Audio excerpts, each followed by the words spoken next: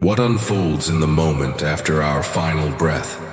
Does the self simply vanish into the silence of emptiness? Or does it awaken and journey through veiled realms, crossing thresholds that the waking mind can scarcely comprehend?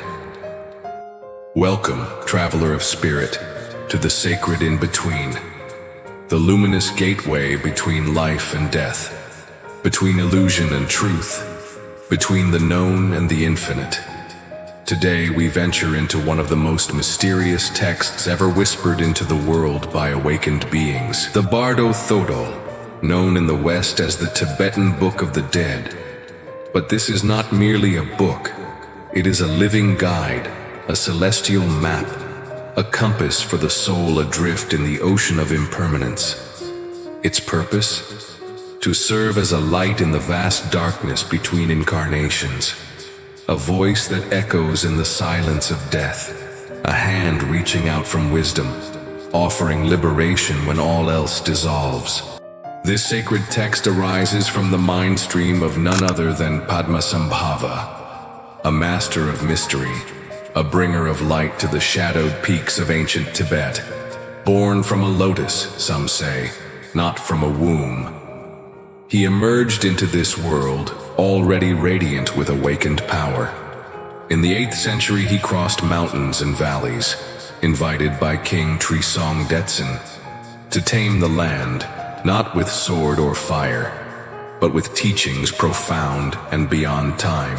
Tibet was then a wild place of spirits and elemental deities, a sacred chaos of Bon shamanism, where unseen forces danced in the winds and rivers. Padmasambhava did not destroy these beliefs.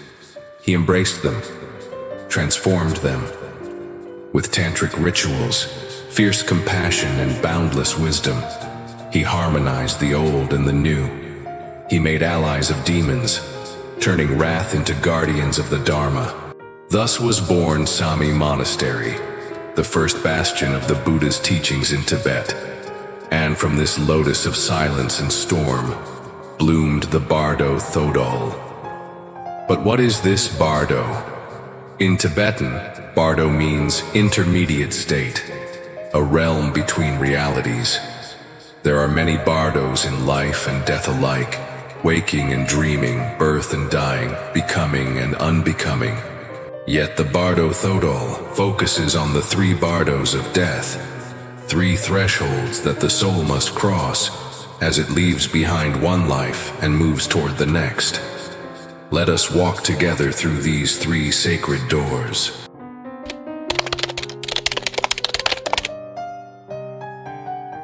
In the instant of death, when the breath stops and the body grows still, consciousness begins to loosen its ties to flesh.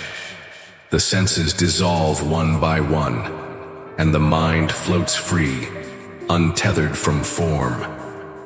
At this moment, a brilliant light emerges, a boundless, dazzling radiance known as the clear light of the void. This is not a metaphor. It is the original face of the mind before birth, the womb of all things, the pure awareness that has no name, beyond thought, beyond fear. For the one prepared, this is the supreme opportunity. To recognize this light not as something external, but as the true nature of self. To merge with it is to attain instant liberation, to dissolve forever into nirvana. But the untrained mind is frightened by such brilliance, blinded by lifetimes of clinging. It recoils, unable to surrender.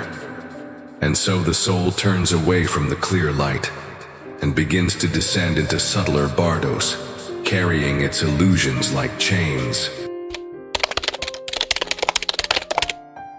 Here, in the second Bardo, the mind becomes its own theater, freed from the body.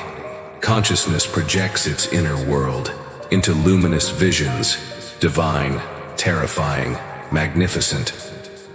First arise the peaceful deities, 42 radiant forms of light, emanations of compassion, wisdom, clarity. They appear as Buddhas, Bodhisattvas, celestial beings of infinite gentleness. But these are not demons. They are the face of your own fears, the hidden passions and anger and greed you never faced in life. If you run from them, they chase. If you fight them, they grow. But if you see through them, truly see, you realize they too are mind. They too are empty. They too are part of you. As Carl Jung once wrote, until you make the unconscious conscious, it will direct your life and you will call it fate. This Bardo is the mirror of the soul, and every reflection, both divine and dreadful, is you. To awaken here is rare, but not impossible. With training, with meditation, with courage, the soul may pierce the veil and remember the clear light once more. Now the final passage.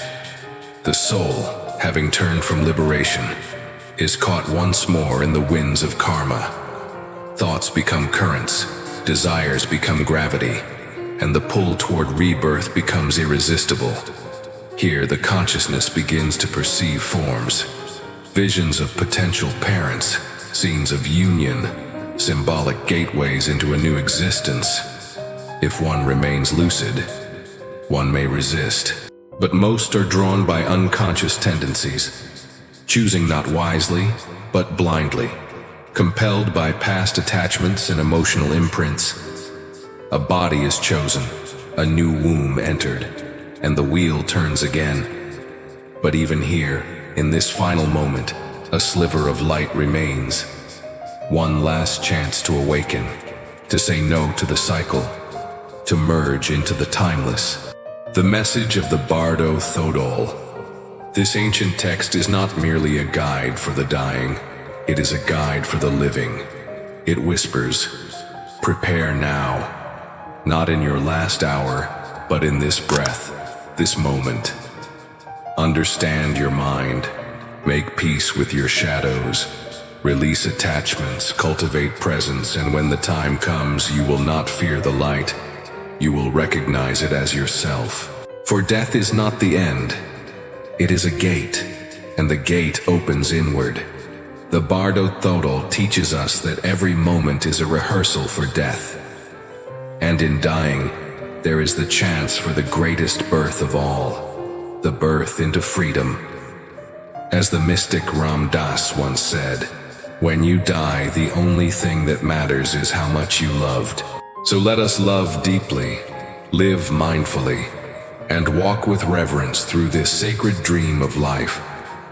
If this journey into the heart of the Bardos moved you, subscribe to our channel, share this light with others, and tell us in the comments, what calls you most about the path beyond death? Together we explore not just what lies beyond, but what lies within. Thank you for walking this path with us.